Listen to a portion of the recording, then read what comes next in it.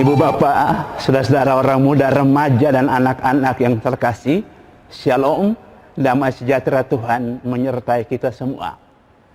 Hari ini, hari Minggu 22 Maret 2020 adalah Minggu Prapaskah yang keempat. Hari Minggu ini adalah hari Minggu Letare.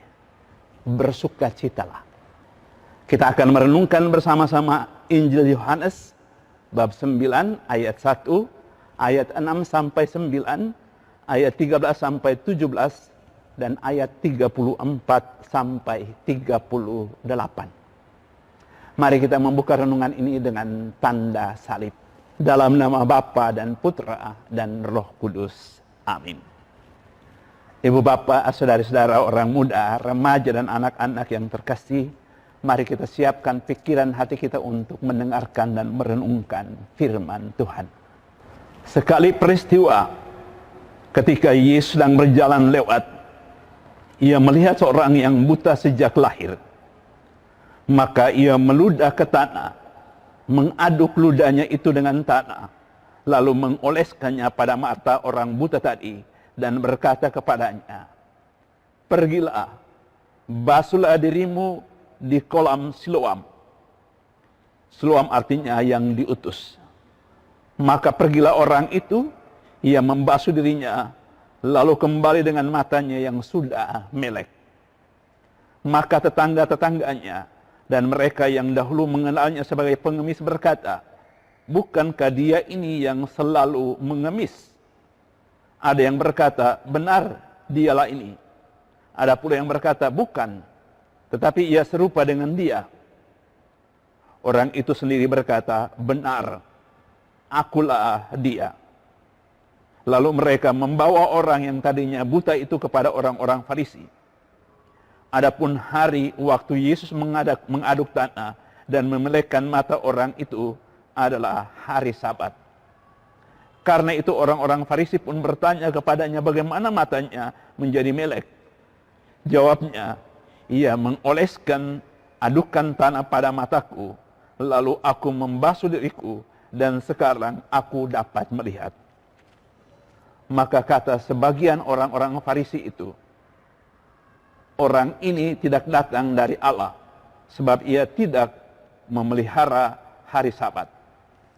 Sebagian pula berkata, "Bagaimana orang berdosa dapat membuat mujizat yang demikian?" Maka timbullah pertentangan di antara mereka. Lalu kata mereka pula kepada orang yang tadinya buta itu, "Dan engkau, karena ia telah memelekkan matamu, apakah katamu tentang dia?" Jawabnya, "Ia seorang nabi." Tetapi orang-orang Farisi menegur dia, "Engkau ini lahir sama sekali dalam dosa, dan engkau hendak mengajar kami." Lalu mereka mengusir dia keluar. Yesus mendengar bahwa orang itu telah diusir oleh orang-orang Farisi. Maka ketika bertemu dengan dia, Yesus berkata, "Percayakah engkau kepada Anak Manusia?" Jawabnya, "Siapakah dia Tuhan, supaya aku percaya kepadanya?" Kata Yesus kepadanya, "Engkau bukan saja melihat dia. Dia yang sedang berbicara dengan engkau, dialah itu." Kata orang itu, "Aku percaya Tuhan." Lalu ia sujud menyembah Yesus. Demikianlah Injil Tuhan. Terpujilah Kristus. Ibu bapak, saudara-saudara, orang muda, remaja, dan anak-anak yang terkasih, hari Minggu ini, Minggu keempat Prapaskah, adalah hari Minggu Letare. Bersukacitalah. Bersukacitalah karena Tuhan mengasihi kita. Bersukacitalah karena Tuhan yang mengasihi kita itu memberikan hidupnya untuk kita. Bersukacitalah karena Tuhan yang mengasihi itu memihak kepentingan kita, melakukan yang baik, yang terindah untuk kita. Dan sukacita itulah yang dialami oleh orang buta dalam bacaan Injil hari ini. Tuhan menyentuh dia, menyembuhkan dia dari kebutaan. Kebutuhan itu membuat kebutaan itu membuat segala sesuatu menjadi gelap. Tapi ketika Yesus menyembuhkan dia, Yesus membebaskan diri dari kegelapan itu, sehingga dia mampu melihat terang. Tapi penyembuhan itu juga serentak berarti penyembuhan batin rohani. Yesus menyembuhkan dia dari kebutaan rohani, sehingga memampukan dia untuk memutuskan percaya kepada Yesus.